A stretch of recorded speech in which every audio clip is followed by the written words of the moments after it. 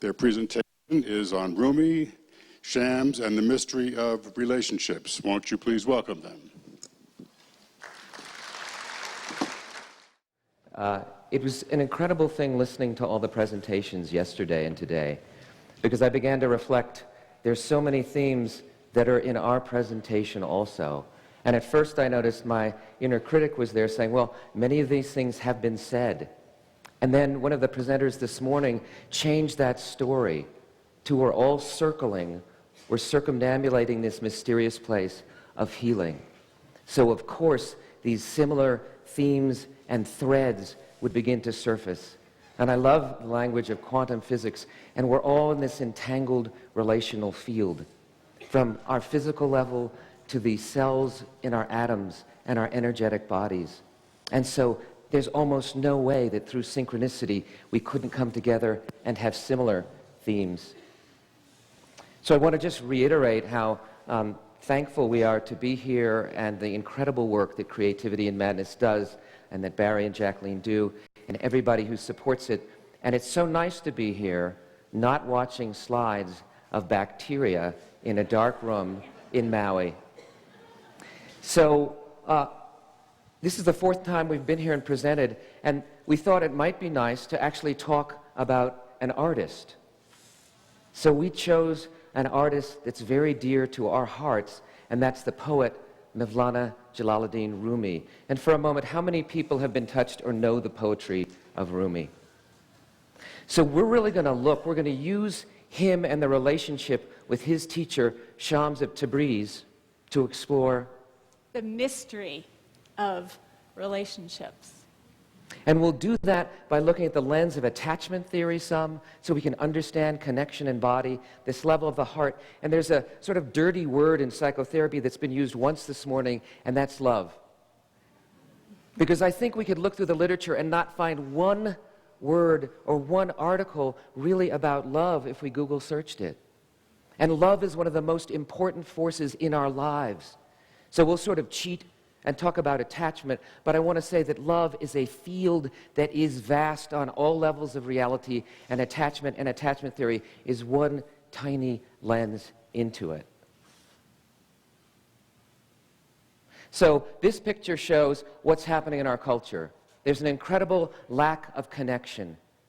There's an incredible divisiveness in our nation, in our world, and inside ourselves as well. And when someone comes in to see you for a healing relationship, for a therapeutic encounter, oftentimes the medical or the emotional problem that they're presenting on the surface is not the most important thing.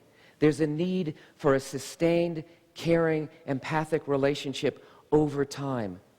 And that's always in the background, and sometimes that's actually the most important thing.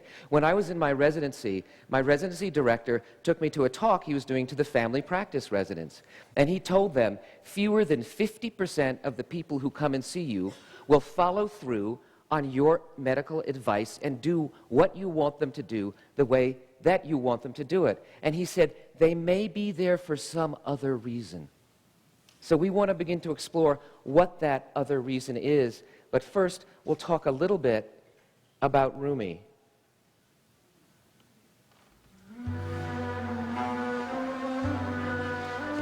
So, Rumi, for those of you who don't know, was the best-selling poet of the 20th century, a dead 13th century Persian mystic. And he was also the founder of the Whirling Dervishes, which is a beautiful turning meditation that drops you into your heart. It said that if you're in your head, you get dizzy. If you're in your belly center, you become nauseous. So it puts you in your heart, and when you're doing this meditation, you're at the still point of a hurricane or a cyclone. The reality spins around you, but you find and hold a center. And that's one of the things that Jung said. It's a miracle that an individual can hold a center of consciousness in the midst of the maelstrom of life. So Rumi is born September 30th, 1207, in what would be today Balkh, Afghanistan, an area where there's incredible turmoil and chaos on our planet today. He dies 67 years later on December 7th, 1273, in what would be today Konya, Turkey. Now, his father is, interestingly enough, about 59 years older than Rumi. So there's already something interesting happening there. And he's a very renowned religious scholar, teacher, educator in his community. And Rumi, at a very early age, is drawn to spiritual practice and is engaged in praying and fasting and is found weeping in his practices. His heart is engaged at the age of 5. But this area of the world, as much of our world today, is unstable. The Mongol invasions are coming in to his hometown. So at the age of 12, his family becomes refugees. And they are on the road for 6 years, going from province to province, city to city, town to town, trying to find a new home. And during this 6 years, Rumi's beloved mother dies, his brother dies. He does marry and have 2 children. Now, when we look at Rumi, and we can see what an intellectual family this is, there are 90 camels dedicated to books in this caravan through the Middle East. At the age of 24, finally, the ruler of Anatolia, Turkey, invites his father to settle there, and he gives them a religious school. And his father, again, becomes very popular, a central figure in the community, organizing and creating relationship. And he allows Rumi, who's incredibly brilliant, he's a scholar, a theologian, an educator, a meditator, he allows Rumi at times to teach. So at the age of 24, when Rumi's father dies, Rumi is given the school. Now at this point, it's interesting, Tamerzi is a friend of Rumi's father, and Rumi seems to always have a father hunger. So Tamerzi takes over guiding Rumi, but Rumi takes over his father's school. And after 2 years, Tamerzi recommends that Rumi go to Syria, and he leaves his family and community for 7 years to engage in more religious studies and more internal studies. And when he returns, he takes over the school again, and he is the most popular preacher and educator in the area, and it is estimated that as many as 10,000 students and followers will show up for one of Rumi's teachings. So he's at the pinnacle of his career. He's the most successful person in his community. He's got everything. He's got everything all together. And we know that when we have everything all together, the higher we are, the bigger the fall. Something's going to happen here when we think we have life all figured out.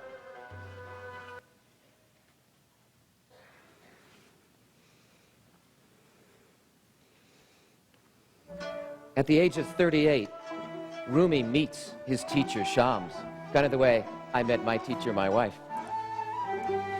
So let me tell you a little bit about Shams, because Shams isn't your typical therapist. He is a wild dervish. You never know what's going to come out of his mouth. But what he is famous for is the light that radiated from his heart, from his eyes. And he was such a spiritual person that he felt bereft of not having anyone to receive his teachings. So he prayed to God and asked for just one student who would receive him. He got the message to go to Konya, Turkey, and find Jalaluddin Rumi. So out in the courtyard, where there's a beautiful fountain, he sees Rumi going by after one of his teaching sessions, and he stops him, takes the books out of his donkey, and throws them down the well. Rumi is aghast, because those books were his connection to his father. Those books were his connection to God. And Shams says to him, and you can see how this is like what it is to enter therapy. He says, I can bring those books back up for you, completely dry and unharmed. Or you can choose a new way, find your heart, find love, and be with me.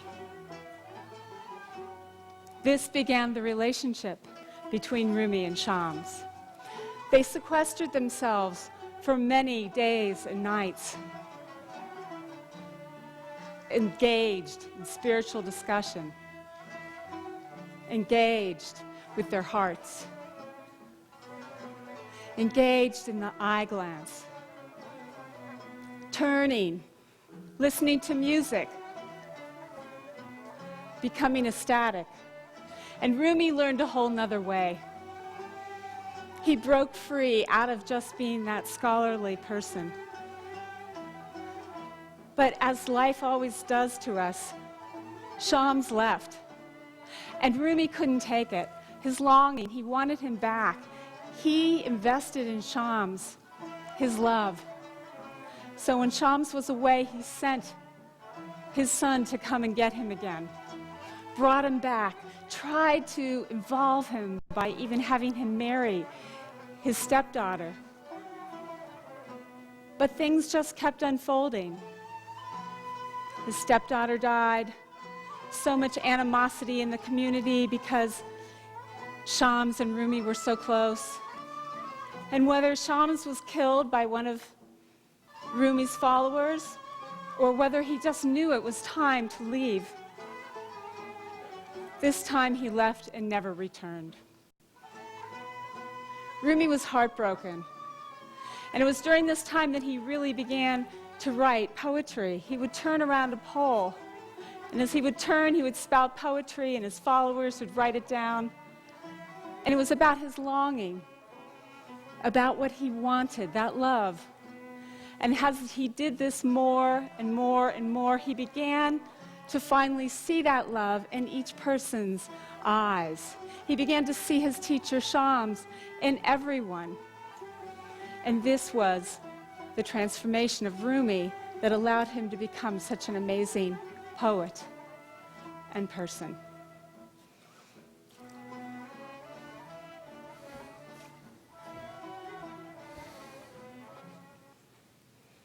So first we want to consider a little bit the psychodynamics of Jalaluddin Rumi. The first and most important thing is that he's a refugee. It's estimated that on planet Earth there are at least 20 million refugees at this point in time. There would be about 5 million in Syria alone, and that does not include internally displaced people. So Syria would have about 11 million refugees. So the second is, with that, he loses his home. They leave behind friends. They leave behind all that's familiar. They may even have left behind family. So there's a tremendous sense of loss. And Rumi loses his mother, his brother, and then at the young age of 24, he loses his father. So there's a gaping hole in his heart that nothing will fill. But we can see he's intellectual, he's bright, he's teaching, he's filling, he's covering over that hole until he meets Shams. So all these things create this loss, this hole in Rumi, a sense of deficiency. There's no solid ancestral place, no solid ground for him to, sometimes the non-human environment, many people, the relationship with nature is where they get sustenance. That's gone, that's changed. The familiar has left Rumi. So he's trying to find this relationship with some mentoring father figure, and that is eventually coming to fruition in his relationship with Shams. But to look at what happens in relationship, first we need to look at what happens in the relationship with ourselves, and we will do that through the lenses of triune brain theory and explicit and implicit memory. Paul MacLean is a neuroscientist. In the 1970s, he says we don't have one brain, that we have three. The first is what it would be the brainstem, the reticular activating system, and he says this is the lizard or reptilian brain. It's about territory, your boundaries, it's about aggression, it's about survival, and it's about reproduction, keeping the species going. And for those of you who don't know about the reptilian brain, if you've ever had a property dispute with a neighbor or you've been cut off in traffic and you go into road rage, guess what? And when we look at the political posturing and what's happening today, that is all the reptilian brain trying to get territory. But what happens next? Because reptiles eat their young, mammals don't. The young come out and they are tender and they need to be cared for. So the mammalian brain comes next. And that's really the limbic system, the amygdala, the hypothalamus, the pituitary, because the mother and infant, we need to have audio-vocal communication. We need the gaze. We need to tune into our infant and care, and all the emotions of love and fear and anger. They all begin to develop here so that we can care for and take care of our young ones and build our communities just like our hearts are opened here, really with the creativity and madness family in a way. Our emotional mammalian brains are bonding here together over the course of this workshop in this week. So that may be also where the mirror neurons come in. So then next we have the neocortex, and of course it has the left hemisphere, and that we can see was what Rumi was so developed in. He was a scholar. They had those 90 camels of books in the caravan. He teaches, he preaches, he knows things on that scholarly level. And in a way, he's not really in touch as much with that right hemisphere. And what does Shams do when he throws the books down the well? If you look up there, he takes the left hemisphere and he throws it through music and poetry into the right. And he throws those books down the well into his heart with this deep sense of connection and relationship. And he throws that left hemisphere into his body as he organizes and sublimates that aggressive energy into the incredible physical meditation of the turn. And so then when we look at this diagram too, we can see explicit memory is this conscious, this intentional memory. We want to remember something, we recall, like in Dragnet, just the facts, ma'am, just the facts. We're recalling what, when, who, where. And then the implicit memory would be more in the emotional brain and the brain stem. And with the implicit memory, this is where especially in the early part of our life, this is what's forming who we are, this implicit memory system. And when there is trauma or neglect, when you're fleeing a Mongol horde, and this is in the environment, the implicit memory is activated. And so that amygdala can be hyper-aroused, and we can be flooded. And if you think about taking a driving lesson, if you remember your first driving lesson as a child, and you remember who it was and where you were and what you did, that's your explicit memory. Now, if you come back from those driving lessons and you're just a better driver and you don't even know about it, that's the implicit memory. Now, if on one of your driving lessons you had an accident, and you now go to drive the car and you start to shake in fear every time you get into that car, that would again be that implicit memory system. And I want to, one last thing with this image, when we look at the instinctual brain, we can think about the belly center. That's how we refer to it in a lot of spiritual work. And then the heart center is that emotional brain. And then the mind center is our intellect and our awareness, that reflect, the capacity to inquire and reflect. So when we're looking at this is what I like to look at, what happens when we get two triune brains and two systems of explicit and implicit memory together. If we look on one side, that could be me. The top left there is my mind. The middle arrow is my heart and that emotional mammalian brain. And the lower one is that instinctual brain. And then we have these mysterious sort of golden rays floating down. So when we get together with the consulting room, this is some of what happens when I try to break down the mystery of relationship and the mystery of what's happening, because so much is going on. It's like one of my mentors said, Beethoven said, try to play my Ninth Symphony, and it's almost impossible, some of his last works. And he said, but at least you tried. So as therapists, at least we're trying. So someone could come into my consulting room, I can be taking that history, we can be looking, we can be reflecting on the person and their life and who, what, and when and where, and I can be engaged in cognitive therapy, and I'm very much in that mind center, I'm very much in that neocortex. We may be talking a little bit about imagery and some things and getting in the right hemisphere too, but that's sort of person to person.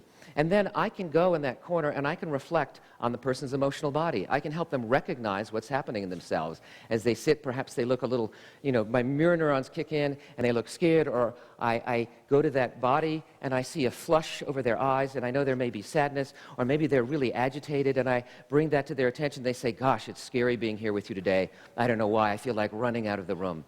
So I can bring my awareness to their emotions and help them recognize them. I can bring my awareness in there to their body, and that process of self-recognition allows them to organize and to bring that reflective in. So we can see as we go up there, I bring the attention, we're bringing the unconscious, conscious, they're becoming familiar with their emotions and their bodies. And a lot of those implicit memories are going to be in those lower systems. But that's not the whole story, because we have these horizontal.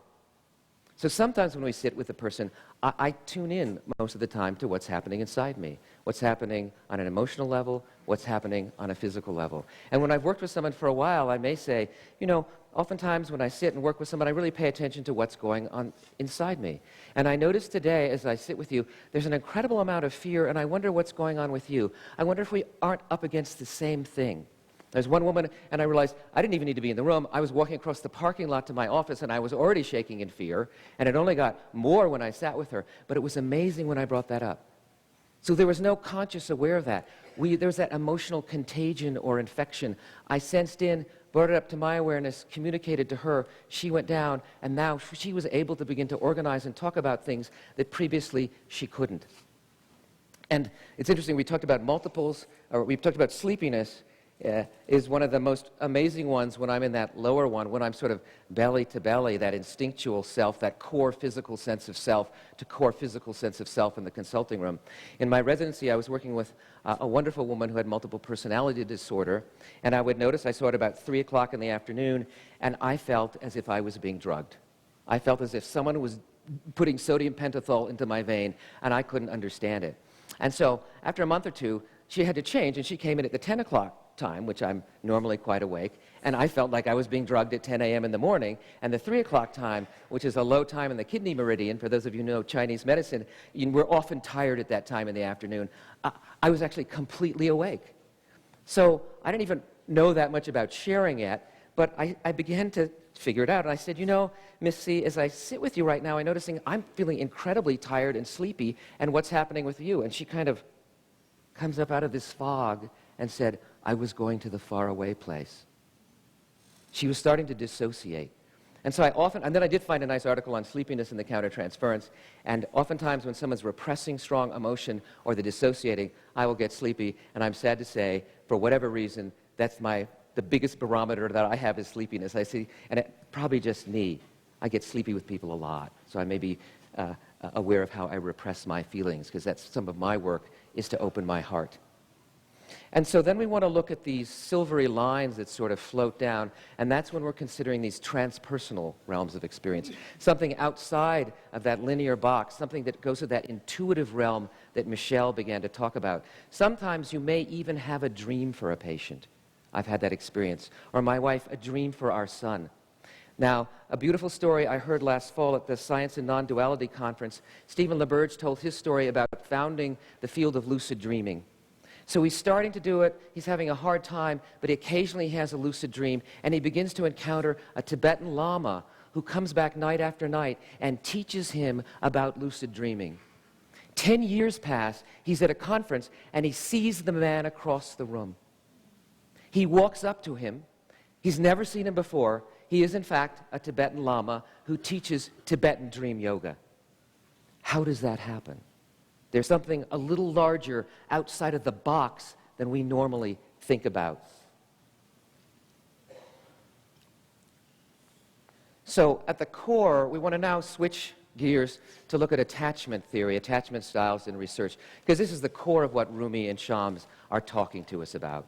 In a way, you can think of that Sufi path, it's sort of a bipersonal relational meditation. It's that free-floating state of awareness that Freud talks about, and we're tuning into it. We're opening up within the field. And it's said that when we're performing Sema, when we're doing the whirling turn, if we're all in our hearts, we're all interconnected. There's no separation between observer and turner, that we're all in our hearts relating at the same time.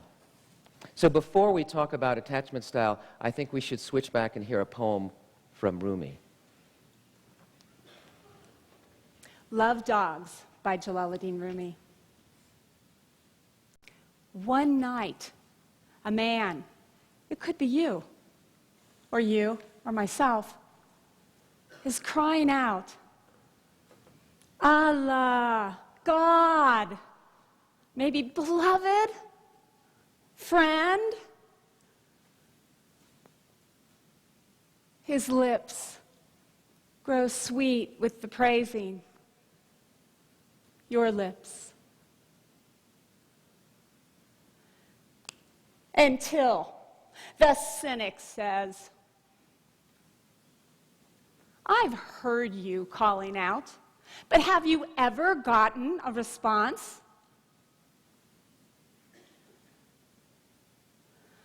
The man doesn't say anything. He stops praying and falls into a confused sleep. Oh, what do I do? I guess nobody's out there. He dreams of Kidder. the guide of the souls, in a lush green forest. Why have you stopped praising? Because I never heard anything back. The longing you express is the return message. The grief you cry out from, oh, why is life so hard? Why are there all these things that are constantly happening? Why can't it be good? The grief you call out from draws you towards union. Your sadness that wants help, oh please, could you just give me a little love? A little approval out there, come on. Is the secret cup. Listen to the moan of a dog for its master. Arr, arr, arr. That whining is the connection. There are love dogs no one knows the names of. Give your life. Give your life to be one of them. Arr, arr, arr.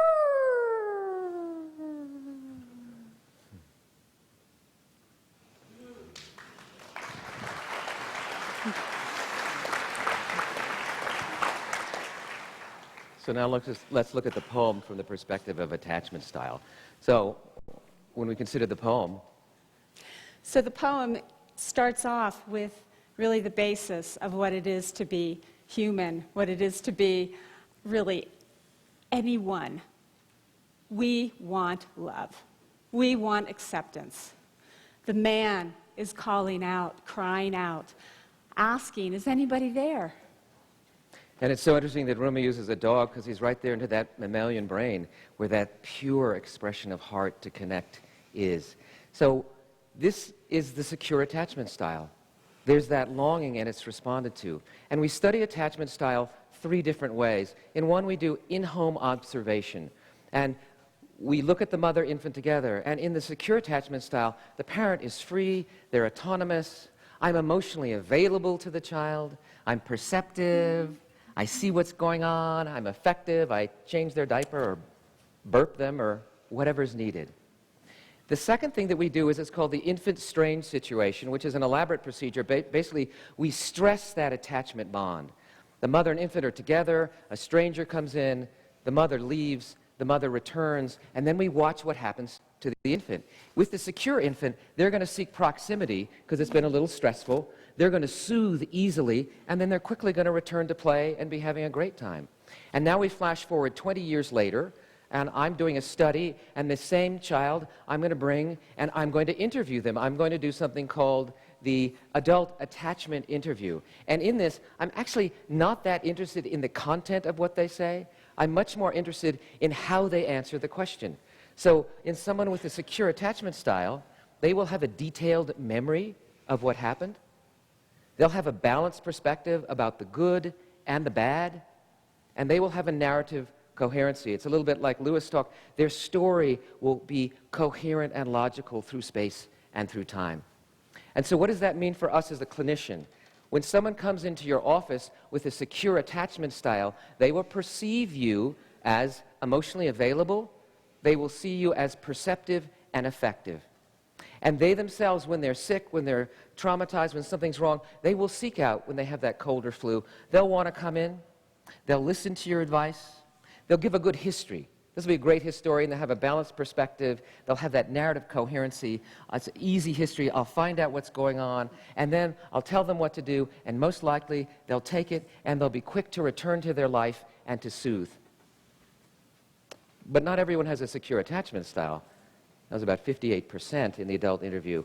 The next is the anxious ambivalent style, and how does that relate to the poem? So in the in the poem, really, Rumi goes through everything, because I think all of us are a part of everything. We have it all in us, the secure, the anxious, the ambivalent, and you'll see more. So in this one, it's the cynic.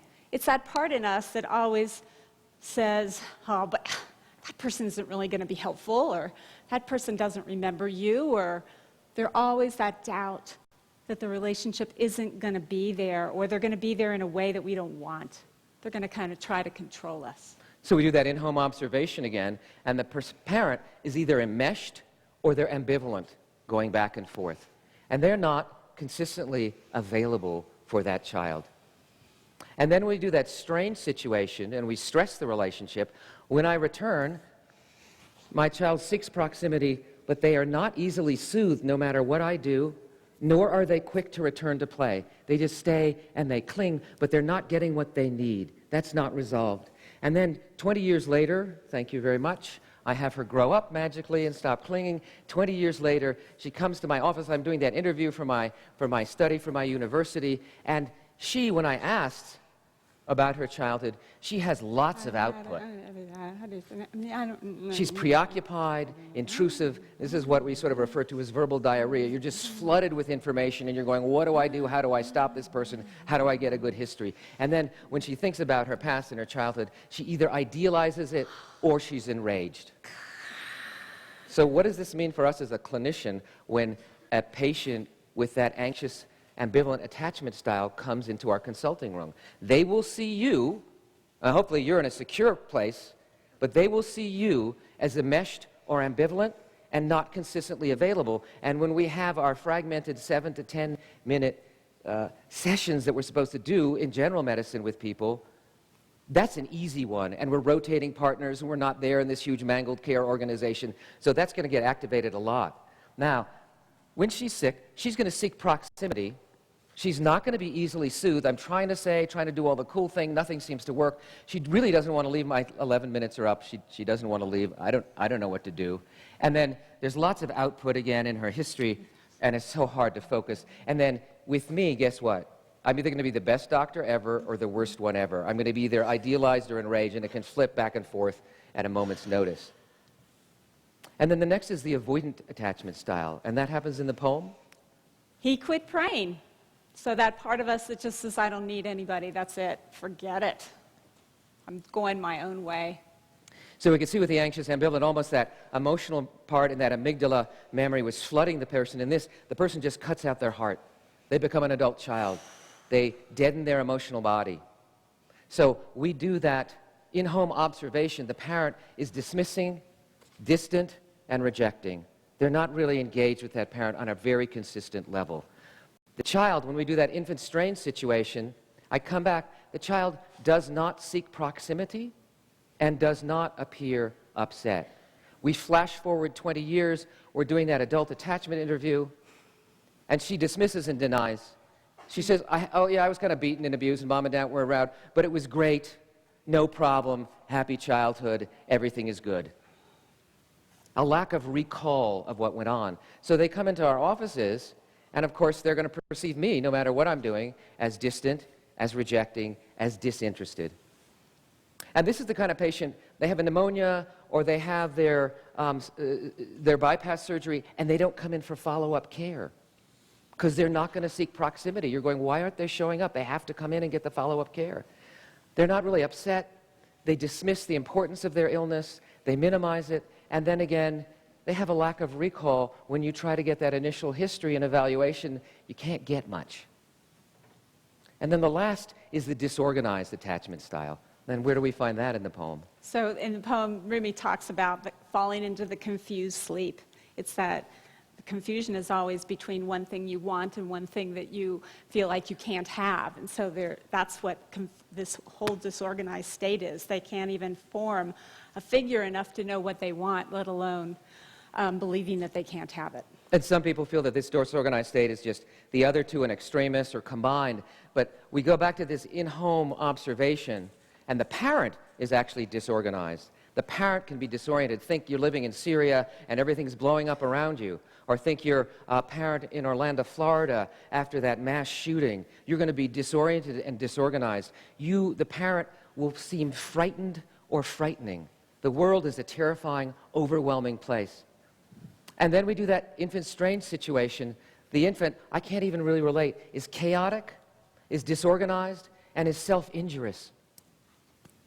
And if this person has the good fortune to get and through life 20 years later, when I do that adult attachment interview, she'll be disoriented, there'll be tremendous conflictual behavior, self-injurious, and there's a history of unresolved loss, like the refugees, and trauma. And you often see it in their own lives. There's one continuous chaotic problem after another going on. And so they come to your office, and again, they perceive you as disorganized, as frightening, or frightened. And when you try to take a history, it's just chaos. And these are often the people we see that are tremendously self-injurious and have tremendous conflictual behavior. So what's a clinician to do? Because we're not just trying to treat, we're now being bombarded with all these ambivalent people, disorganized people, avoidant people, and it's going to activate us. So I like this slide. It's really showing the relationship between the mind and the brain. There's a tremendous interconnection between the mind and the brain, incredible neural connections to the limbic and emotional and to the instinctual brains. And then we can also see these things coming out towards the throat. The heart also releases hormones, and it releases oxytocin, the bonding and relational hormone. And interestingly enough, the electric field of the heart is about, I forget what heart mass says, about 60 times more powerful than the electric field of the brain, and the magnetic field of the heart is about 5,000. That's why in many spiritual systems the focus is always on the heart, whether it's bodhicitta or the heart of Christ, or the Tonglen practice in Buddhism, the heart in Sufism, the prayer of the heart. This is of such importance, and we're beginning to see from a neuroscience perspective, the heart is really important. So again, when we go back to that mind-heart connection, about 58% of the people have that secure attachment style. About 19% have that anxious ambivalent, and about 23% have that avoidance style. Now when I go back, that's about 58 to 42%. We're pretty close to what my residency director told me would happen, that about 50% of the people are going to not show up or not going to follow through or not do what you recommend. And then we want to look in psychotherapy research. It's considered there are 4 phases. One is the pre-contemplative phase. And that's what we talked about. The patient is there. They're not really in relationship yet. They're sort of wondering if I should really connect. You get them into treatment, and then they enter the contemplative phase. They're bringing their neocortex. They're reflecting on their emotions. They're reflecting on their bodies. And then they move to the action phase, where they're taking actions to make changes in their lives. They're exercising. They're doing their meditation. They're speaking up at work rather than being a shrinking violet. And then we have the maintenance phase, where we come in for those little tune-ups. One of the interesting things in our culture is we assume when someone comes to our health professional office that they have a secure attachment style, and that they're ready for the action phase, which is just a nice fantasy. And at least 50% of the people just aren't there. So, the other thing I want to say is, if I'm in that secure base, even when those people come in, and we have a sustained relationship over time, they're well, they're sick, they like me, they don't like me, if I am steady and stay the course, they begin to internalize more and more a secure attachment style. But how do we do that? So Yaya is going to lead us through a heart meditation, the second time today, which is so central, again, to Sufi practice and to our lives as human beings. And this is in the handouts. It's called, has a different name, it's called a neuromystical meditation or something like that. But it's all written up for you to do at home. So before you begin, what I'd like you to do is turn and face a partner. So just hopefully you'll have either somebody right behind you or somebody right next to you, and just remember that that's your partner. You don't have to do another thing with them. Actually, then you turn back in your chair. So it's just something to remember of how to go to, right? Just remember it. There'll be a moment for it in a little while. So see if you can just now quiet down. You're not facing your partner. You don't have to. And if you're feeling comfortable enough, letting your eyes close. We're going to come back into that state that Tammy and Barb brought us through. We don't have the heart music, but maybe it will be created in the background of our heart anyway. So just feeling your feet on the ground. So as you're starting to breathe, why don't you put your hand on your belly so that you can feel that ground, that way in which you feel supported in your life, that you feel supported right now in your own body. And imagine your feet growing roots down past this carpeting and the flooring underneath into the beautiful soil underneath, down into the very bowels of the earth, so that you have this wonderful rooting. And this rooting comes up and allows you to feel your connection with your legs on the chair, helps you to feel your back on the chair as you're breathing in your belly. And just letting yourself take a nice big breath right now with an exhale that you can even make a sound of ah.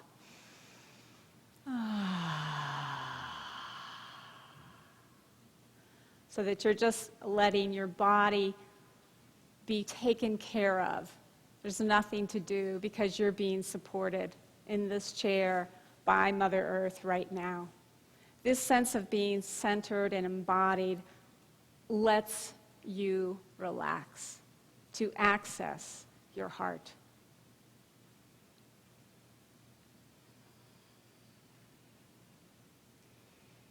So as you let this happen, gently also now put another hand on your heart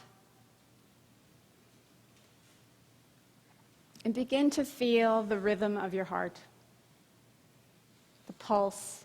If you can't feel it through your hand, you can actually put your hand on your pulse. And I'd like you to just begin to bring your breathing, your inhale, to 4 counts of your heartbeat, just like the Native Americans have their drum be the heartbeat. It's the same piece. You're bringing your whole body into the rhythm of your heart. Breathing in for 4 counts, 4 beats. Breathing out for 4 beats.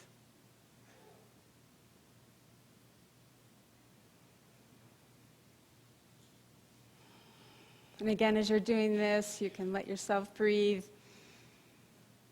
fully in your heart and letting that heart area expand to the right and left of your heart, to the middle.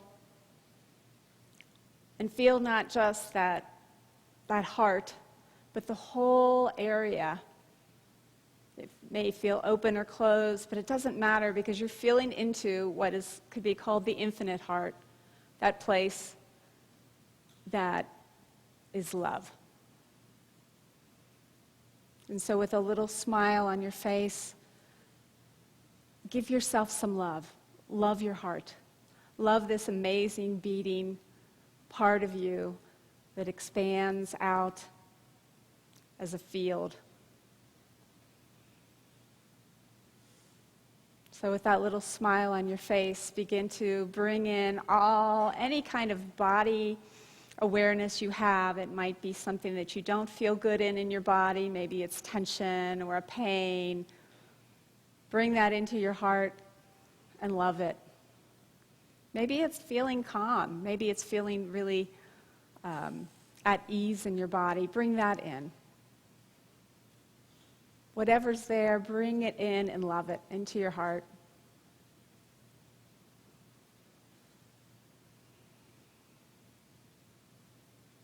And do the same for your emotions, for your feelings, whatever's up right now. Joy, sadness, neutrality. Bring it into your heart, feeling closed, feeling open, doubting, all those things. Bring them right into your heart and love them. No need to change them.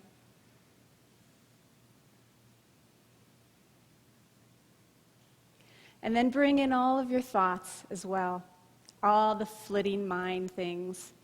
You don't have to follow them. All you have to do is let yourself smile. Love them.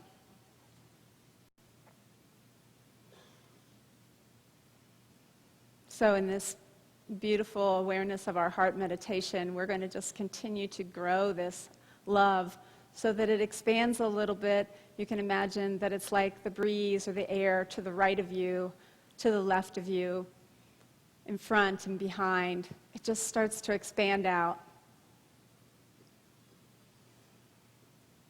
You can feel it expanding all the way to the people in front of you, behind you, on the sides. And it just keeps going until it fills this whole room with this sense of smiling, love, appreciation, acceptance. Everything is all right. And from this place, now I'd like you to turn and open your eyes and face your partner. And take in their eyes. Look at them with your eyes. And see if you can imagine that your eyes are like those eyes of Shams, radiating out this light, this love. And as you're doing that, you're continuing to radiate it out through your heart as well. And just like you did with yourself, you're including that other, all of the things that are going on with them, all of their emotions, all of the tensions in their body, all of the thoughts.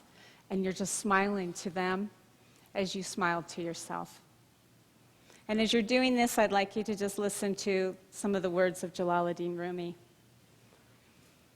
I used to have thousands of knots in my heart, tied up like a sorcerer's knot. Through the magic of your beautiful eyes, they've all come undone. So never doubt the power of something so simple as what we have right there within us. Thank you. In the notes, there's a book, The Spiritual Practices of Rumi, and this is one of the practices he and Shams most likely engaged in, this darshan, this giving and receiving of love. And so we begin to wonder, where does all this relational and attachment styles and the knots in the heart, where are they? The coolest thing that happened to me in 2015 was I found out also about the default mode network. And I like to think of the default mode network as the place where neurochemistry, neuroarchitecture, and the wave nature of our brains all come together. And there are at least 11 centers in the default mode network. One really structures the stories about self and other, and one really structures time, because we can see mystical experiences when the boundary between self and other goes away or time disappears, that something's happening. The default mode network is being suppressed. So the default mode network is now where all these stories of all those implicit memories, all those relational attachment styles, our character structure, it's all sort of laid down in what I think of as these resonant patterns in the default mode network in our brains. And so then, what are we to do? In meditation and in some of the new research on entheogens, especially the psilocybin research, what it does is it depresses the default mode network. And as that core background sense of self goes down, the brain can engage in self-talk and open to new experiences and new phenomena. And the default mode network, the attachment style, is formed in relationship, and this is the importance for depth psychotherapy. It reforms in relationship too. So not only in the mystical work, we're letting it dissolve, but as the transpersonal psychologists say, you have to have a healthy ego to let go of the ego. So we're building and we're reworking and we're creating these secure attachment styles, but then at times the default mode network often softens and dissolves. And in the poem, that's that process of grief. One of my mentors said that we can consider really psychotherapy where it's all about delayed grief. We're trying to open that up, because when we're letting go of the past, the way Rumi had to let go of his hometown, we're letting go of those patterns in the default mode network, and we're waiting for the new to arise. So I want you to listen to this poem by Rumi as you think about the default mode network dissolving, and then something more flowing through. When the fire in his eyes melts into grace, poison becomes honey. The wolf becomes the shepherd. Mountains turn to mush. The salty, bitter sea becomes the fountain of life. Holy light shines through his hidden face to all people everywhere. And his soft, dreamy eyes keep looking at us.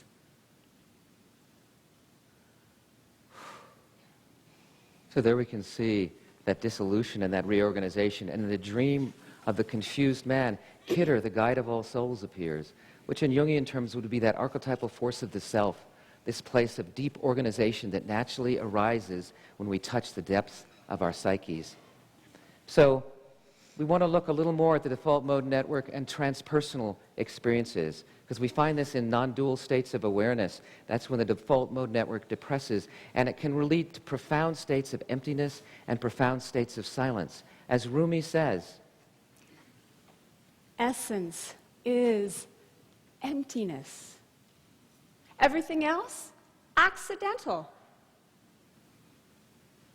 Emptiness brings peace to loving.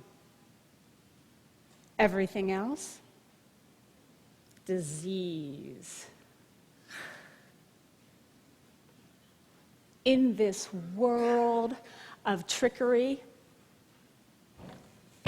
I can make America great again. Emptiness is what our soul really wants. so silence and emptiness are also incredibly important in the relationship with ourselves, because it's been shown in meditation, when we enter into deep silence, our brain actually regenerates and begins to grow in healthy, productive ways. And in the therapeutic relation, oftentimes we want to be like Rumi and Shams, we want to throw away the books. There are times when silence opens up in the session, and the person is in deep self-reflection, or something new, a new story is emerging. Out of the darkness comes the light. Out of the stillness comes the dance. So we want to honor silence. We can tune into those deeper physiologic rhythms, the relationship, enhanced empathy, confidence. All those open up if we throw away the books at times, because there's a time to talk in therapy, but there are times when we need to become more familiar with silence. In that secure attachment style, at times, that mother would just hold the infant in silence. So at times we hold those very small parts of our patients in silence and love them. And silence also opens us to the relationship with the cosmos, that larger field, whatever we want to call it, however we want to approach it. The astronaut Edward Mitchell is returning from a moon landing. He's in outer space, and he has what he describes as a mystical enlightenment experience. He says, I felt as if my inner heart was opening, and I felt an interconnection and unity with the sun, the moon, the stars, the earth, all of reality.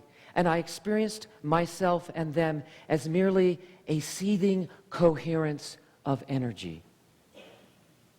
So I hypothesize that we have our sense of self in this resonant waveform in the default mode network. And when that drops away, we can open to these larger wave fields of synchronicity, of gnosis, of knowing far beyond the limited ego, far beyond our limited self. And in quantum mechanics, the founders of it says, we have this model that the universe is made of matter. And they say that if you're not profoundly disturbed by quantum mechanics, you don't really understand quantum mechanics. But some of the leading theorists now, if you assume that the universe is made of consciousness, and these waves of conscious intelligence, all the paradoxes in quantum mechanics are resolved. So in mystical experiences, I hypothesize that normal sense of self dissolves, and when we're not fixated on that mind mesh, when we're not lost in that roof brain chatter, we can open to larger waveforms and fields, and synchronous events occur in ourselves and in our practices. Edward Mitchell went on to found the Institute of Noetic Sciences. And as Rumi says, when he contemplates this, the spinning of galaxies is a wave of love. The Sufis consider that ishq, love, to be the fundamental force that binds the universe together. And to me, that's speaking of this property of quantum entanglement, that everything is in a state of unilocal consciousness, and we create the separations and the divisions. So I want to come back to our practices and what this means. It means that the default mode network, these attachment styles, can reorganize, that they can reform. So the impact of an enriched environment has demonstrated the brain-building capacity of positive experiences throughout the lifespan.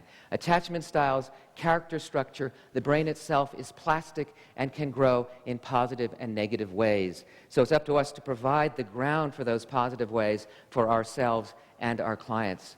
And then I want you to think about a secure attachment style in love. And this is from the Journal of Family Practice. I want you to think about attachment style in love as we read this. A sustained partnership with patients characterized by an interest in the whole person, knowing the patient over time, caring, sensitivity, and empathy, being viewed as reliable and trustworthy, although as we saw it might not start that way, but it may happen over time, adapting medical goals to the needs of the patient, and encouraging full participation by the patient. That's what leads to healing. So the most important thing that we will ever prescribe is ourselves and our times. And that's been pushed out of modern medicine, and it's time to push back. Because that's the emperor's new clothes that we talked about.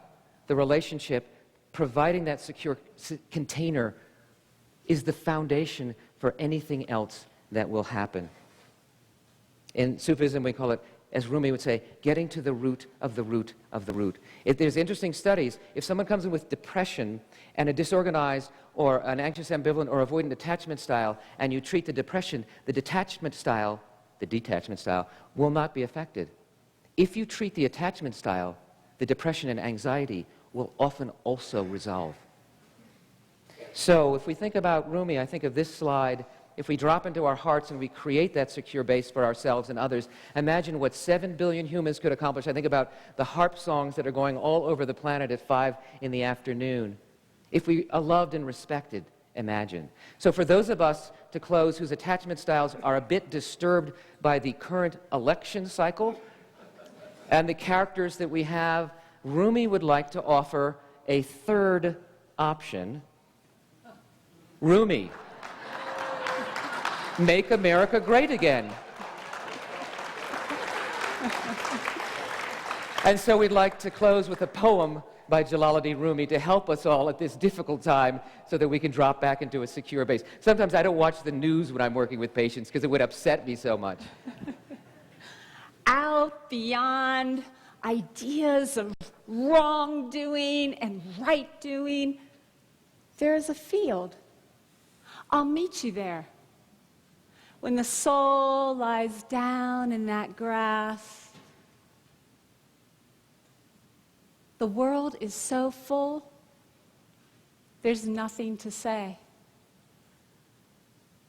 Ideas, language, even the phrase, each other, doesn't make any sense.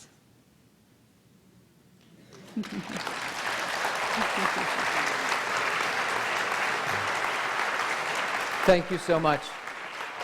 Have a wonderful afternoon.